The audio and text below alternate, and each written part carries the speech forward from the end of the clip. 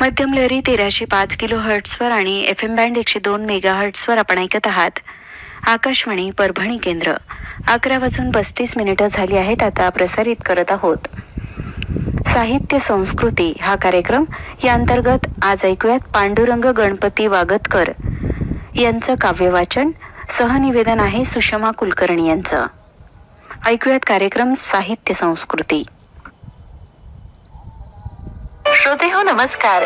साहित्य संस्कृती या कार्यक्रमात मी सुषमा कुलकर्णी आपल्या सर्वांचं अगदी मनपूर्वक स्वागत करते. श्रोते हो, आयुष्यात कोणतीही गोष्ट अवघड नसते, फक्त आपले विचार सकारात्मक पाहिजेत. आणि या सकारात्मक विचारासोबत सुरुवात करूयात आजच्या आपल्या साहित्य संस्कृती या कार्यक्रमाला. श्रोते हो, साहित्य संस्कृती या कार्यक्रमामध्ये नेहमीच आपण वेगवेगळ्या साहित्यिकांच्या साहित्याचा आनंद घेत असतो. आजच्या कार्यक्रमात आपण पांडुरंग गणपती वागतकर यांच्या स्वरचित कवितांचा आनंद घेणार आहोत. श्रोते हो, पांडुरंग गणपती वागतकर हे सध्या वसंतराव नाईक मराठवाडा कृषी विद्यापीठ परभणी इथं वरिष्ठ लिपिक म्हणून कार्यरत आहेत. श्रोते हो, व्यथा आदिवासींच्या हा कविता संग्रह त्यांचा प्रकाशित आहे. तसंच 98वं अखिल भारतीय मराठी साहित्य संमेलन जे दिल्ली इथं झालं होतं, तिथे त्यांच्या करपलेली खोळ या कवितेची निवड झाली होती आणि त्याचं सादरीकरण त्यांनी या संमेलनामध्ये केलं आहे. तसंच विविध साहित्य संमेलनामध्ये सुद्धा एक निमंत्रित कवी म्हणून त्यांनी त्यांचा सहभाग नोंदवलेला आहे. तसंच रम्याची आश्रमशाळा ही कादंबरी त्यांची प्रकाशनाच्या वाटेवर आहे. साहित्य क्षेत्रातल्या त्यांच्या योगदानाबद्दल त्यांना काव्य क्षेत्रामध्ये दिला जाणारा लातूर रत्न पुरस्कार हा 2017 साली त्यांना संत कबीर समता परिषद नांदेड यांच्याकडून प्राप्त झालेला आहे. बऱ्याच कार्यक्रमांमध्ये त्यांनी त्यांच्या कवितांचं सादरीकरण केलेलं आहे. तेव्हा चला तर मग श्रोते हो, ऐकूयात पांडुरंग वागतकर यांच्या स्वरचित कविता. नमस्कार मित्रांनो, मी पांडुरंग वागतकर. मित्रांनो, शेतकऱ्याच्या जीवनावर अर्थात शेतकऱ्याचं जीवनमान सांगणाऱ्या कविता मी आज तुमच्यासाठी सादर करत आहेत. पहिली कविता आहे पहिला पाऊस. कंसावर बसून पोट शिवणाऱ्या पाखरांसाठी कंसातल्या दाण्यानं व्हावं बाप पुन्हा पुन्हा पहिल्या पावसात, पहिल्या पावसात. काळ्या मातीनं व्हावं बाळातीनं, काळ्या मातीनं व्हावं बाळातीनं, अन पाना आटलेल्या फिरीला सोडावा पाना पहिल्या पावसात, पहिल्या पावसात. वरातीत नाचावं मोरानं, वरातीत नाचावं मोरानं, तसं ढोल ताशाच्या तालावर, तसं ढोल ताशाच्या तालावर. स्वप्नाचे थर बाप रचतो मनात, नांगराचा फाळ काळ्या मातीच्या पोटात. काळ्या मातीनं आज नाहून घेतले जगाच्या पोटासाठी पहिल्या पावसात, पहिल्या पावसात. गावातल्या चिमण्यानी घेतली अंगा हळद लावून, गावातल्या चिमण्यानी घेतली अंगा हळद लावून, गावच्या शिवाराला आलं हिरवं मिसरूड पहिल्या पावसात, पहिल्या पावसात. रसिक मित्रांनो, जेव्हा पहिला पाऊस पडतो त्यावेळेस गाव चिमण्या ह्या अंगाला हळद लावून घेतात, अर्थात त्यांचे रंग पिवळे होतात. मला त्या प्रसंगी ह्या आठवलेल्या 4 ओळी अशा की गावच्या चिमण्याने घेतली अंगा हळद लावून, गावच्या शिवाराला आलं हिरवं मिसरूड पहिल्या पावसात, पहिल्या पावसात.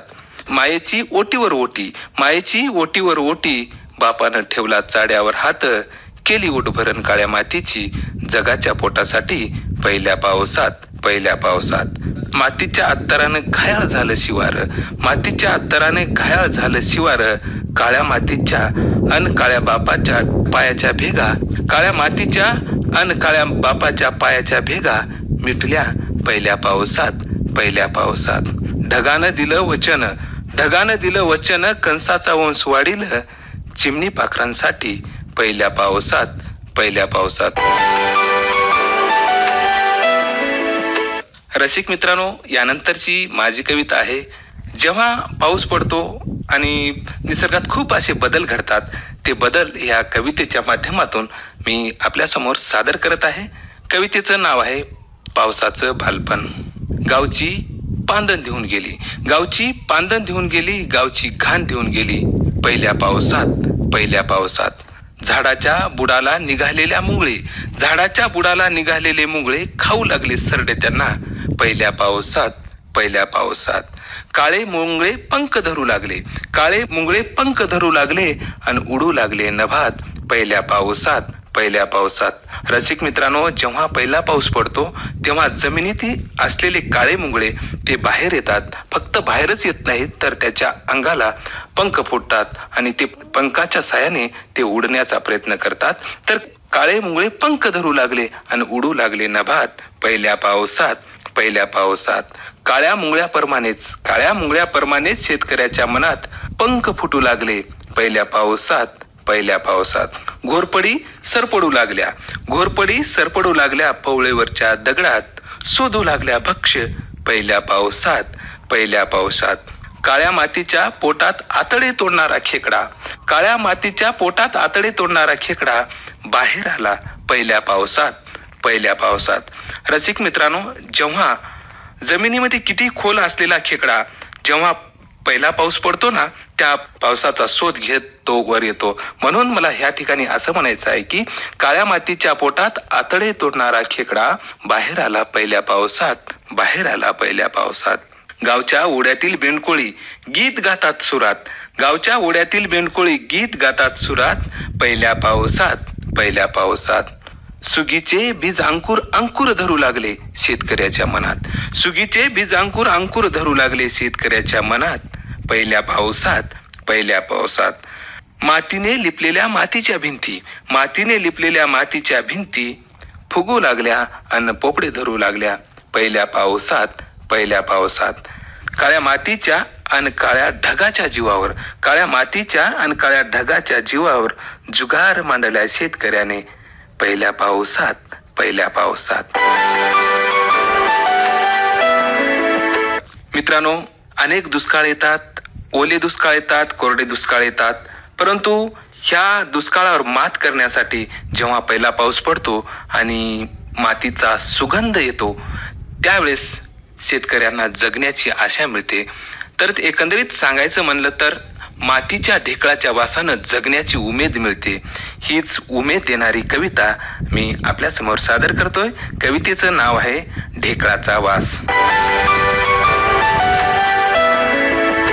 मातीच्या ढेकळाच्या वासानं, मातीच्या ढेकळाच्या वासानं जगवत आहे मी माझ्या जगण्याच्या आशा, आत्महत्येच्या विचाराच्या वेचून टाकल्यात मी काशा मातीच्या ढेकळाच्या वासानं, मातीच्या ढेकळाच्या वासानं जगवत आहे मी माझ्या जगण्याच्या आशा, मातीच्या ढेकळाच्या वासानं आत्महत्येच्या विचाराच्या काशा वेचून टाकल्याच मी जशास तशा. मातीच देते मज जगण्याची आशा, मातीच देते मज जगण्याची आशा वेचून टाकल्यात मी आत्महत्येच्या विचाराच्या काशा मातीच्या ढेकळाच्या वासानं, मातीच्या ढेकळाच्या वासानं जगवत आहे मी माझ्या जगण्याच्या आशा फेकून दिल्यात गळ्यातील फाशा मातीच्या ढेकळाच्या वासानं, मातीच्या ढेकळाच्या वासानं. मातीच्या ढेकळाच्या वासानं पानझड झालेलं झाड पुन्हा पाचवण्याची धरते मनात आशा. मीच का घ्याव्यात मग अशा झाडांना फाशा, मीच का घ्याव्यात मग अशा झाडांना फाशा म्हणूनच वेचून टाकल्यात मी आत्महत्येच्या विचाराच्या काशा मातीच्या ढेकळाच्या वासानं, मातीच्या ढेकळाच्या वासानं. मातीच्या ढेकळाच्या वासानं बैलाच्या पायाला लागलेल्या जिबाळ्या गळून पडल्या जशास तशा, मातीच्या ढेकळाच्या वासानं बैलाच्या पायाला लागलेल्या जिबाळ्या गळून पडल्या जशास तशा वेचून टाकलेल्या काशा जाळून टाकल्यात मी जशास तशा मातीच्या ढेकळाच्या वासानं, मातीच्या ढेकळाच्या वासानं. मातीच्या ढेकळाच्या वासानं शेतकऱ्यांना कशी मिळते जगण्याची आशा, मातीच्या ढेकळाच्या वासानं शेतकऱ्यांना कशी मिळते जगण्याची आशा आत्महत्येच्या विचाराला जाळून टाकते जगण्याची आशा वेचून टाकल्यात मी आत्महत्येच्या विचाराच्या काशा मातीच्या ढेकळाच्या वासानं, मातीच्या ढेकळाच्या वासानं. मातीच्या ढेकळाच्या वासानं करपलेला बांध पुन्हा हिरवा शालू नेसण्याची बाळगते मनात आशा वेचून टाकल्यात मी आत्महत्येच्या विचाराच्या काशा मातीच्या ढेकळाच्या वासानं, मातीच्या ढेकळाच्या वासानं. रसिक मित्रांनो, जुगार शब्द हा तुम्हाला सर्वांनाच माहीत आहे. माझा शेतकरी बाप दरवर्षी जुगार खेळतो आणि तो जुगार फक्त जुगारच खेळत नाही, तो मातीच्या जीवावर, ढगाच्या जीवावर तो जुगार मांडत असतो. आणि एवढंच नाही तर त्या जुगारामध्ये तो आतड्याची गुंतवणूक करत असते. तर मी कविता सादर करत आहे, जुगार. माझ्या बापाचा जुगार आहे, जगाचं पोट शिवणारा जुगार. मातीत काळीज गाडून लेकरा बाळाचं पोट ओटीला बांधून माझा बाप जुगार खेळणार आहे. मातीत काळीज गाडून लेकरा बाळाचं पोट ओटीला बांधून माझा बाप जुगार खेळणार आहे. काळ्या मातीच्या जीवावर, गरोदर ढगाच्या भरोशावर माझा बाप सट्टा लावणार आहे. माझा बाप जुगार खेळणार आहे. मातीत रवलेल्या धाटाला झुला स्वप्नाचा बांधणार आहे. काळ्या मातीत माझा बाप जुगार खेळणार आहे. काळ्या मातीत माझा बाप जुगार खेळणार आहे. 11 सर्कल जंगली रमी माझ्या बापा पुढं फिकी फिकी आहे. 11 सर्कल जंगली रमी माझ्या बापा पुढं फिकी फिकी आहे. घामाचं अत्तर शिपडून माझा बाप काळ्या मातीचा अभिषेक करणार आहे. घामाचा अत्तर शिपडून माझा बाप काळ्या मातीचा अभिषेक करणार आहे. माझा बाप जुगार खेळणार आहे. माझा बाप जुगार खेळणार आहे. गुंतवणूक अंगावरच्या कातड्याची करणार आहे. जुगार खेळताना माझा बाप आतड्याची गुंतवणूक करतो. गुंतवणूक अंगावरच्या कातड्याची करणार आहे. पाठीवरचा पाठ घामाचा पाठ वाहणार आहे. पाठीवरचा पाठ घामाचा पाठ वाहणार आहे. आतड्याचा कासरा करून साऱ्या जगाचं पोट भरणार आहे. माझा बाप जुगार खेळणार आहे. माझा बाप जुगार खेळणार आहे. जुगार माझ्या बापाचा जगाच्या पोटाची खोती घेणार आहे. जुगार माझ्या बापाचा जगाच्या पोटाची खोती घेणार आहे. जुगार माझ्या बापाचा लेकी बाळीसाठी काळ्या मातीतून पिवळं हळकुंड काढणार आहे. माझा बाप जुगार खेळणार आहे. माझा बाप जुगार खेळणार आहे.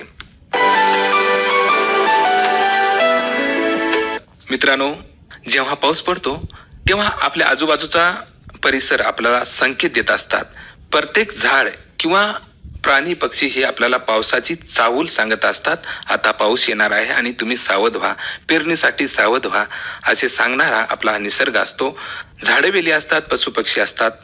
याच आशयाची सुंदर अशी कविता चाहूल पावसाची ही कविता मी सादर करत आहे.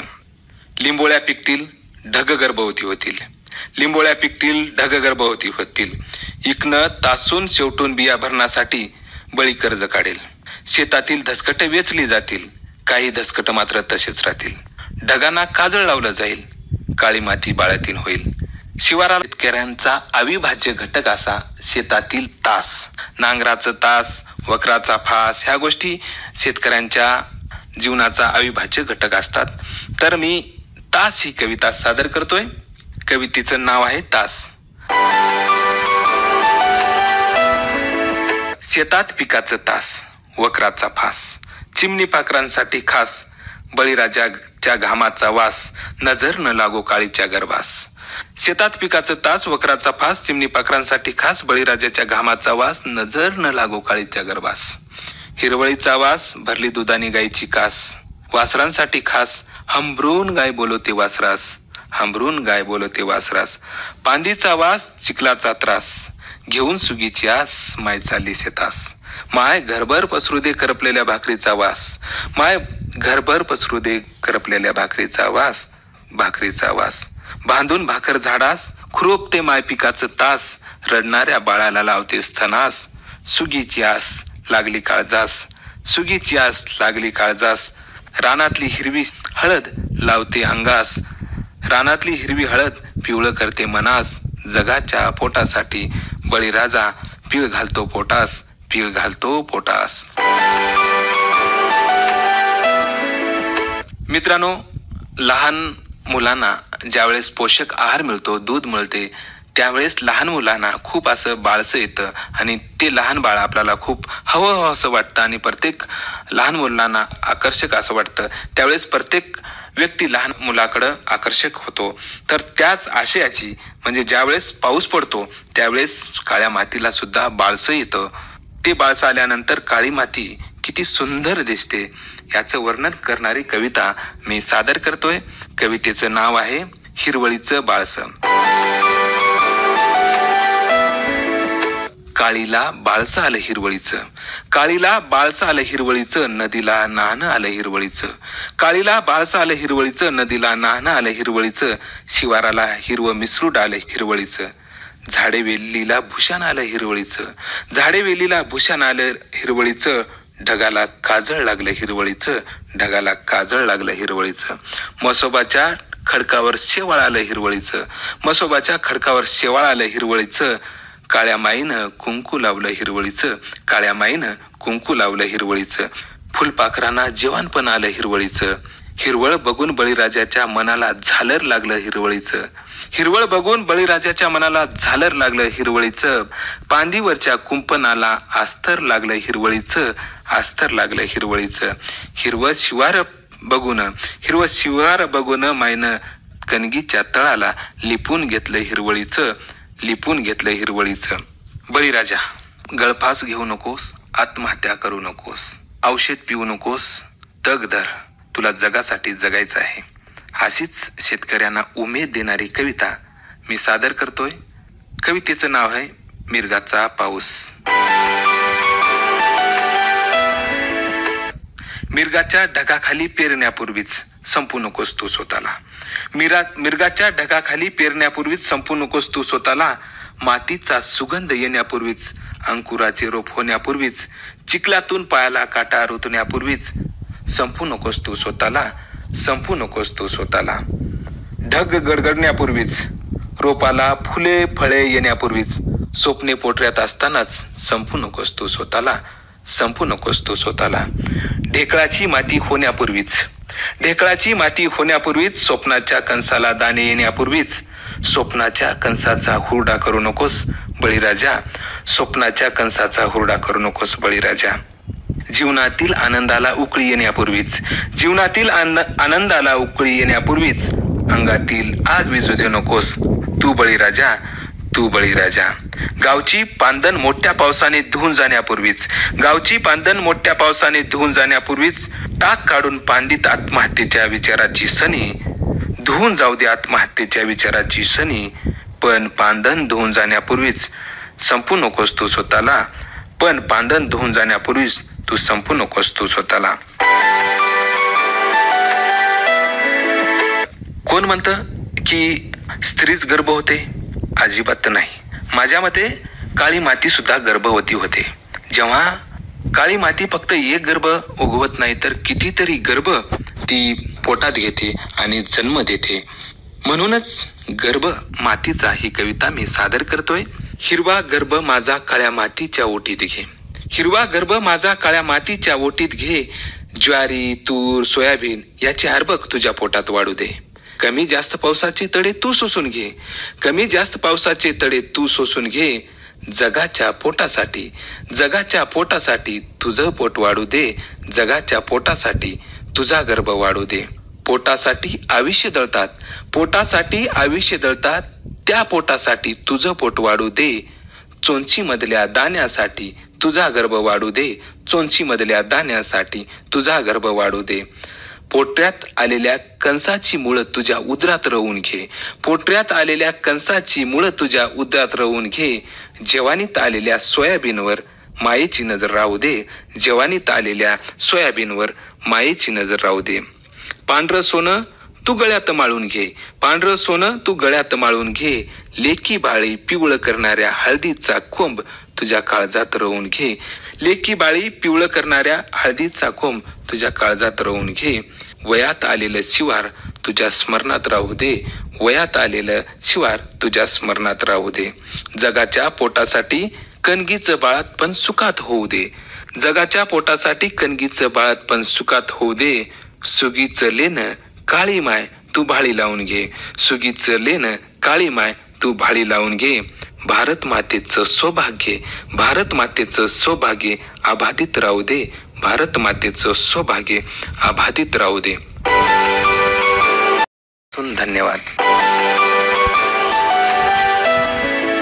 श्रोते हो, पांडुरंग वागतकर यांच्या स्वरचित कवितांचा आनंद आत्ताच आपण घेतलात. आता मात्र कार्यक्रमातून निरोप घेण्याची वेळ, पण त्यापूर्वी कार्यक्रमात ऐकूयात एक सुमधुर भावगीत.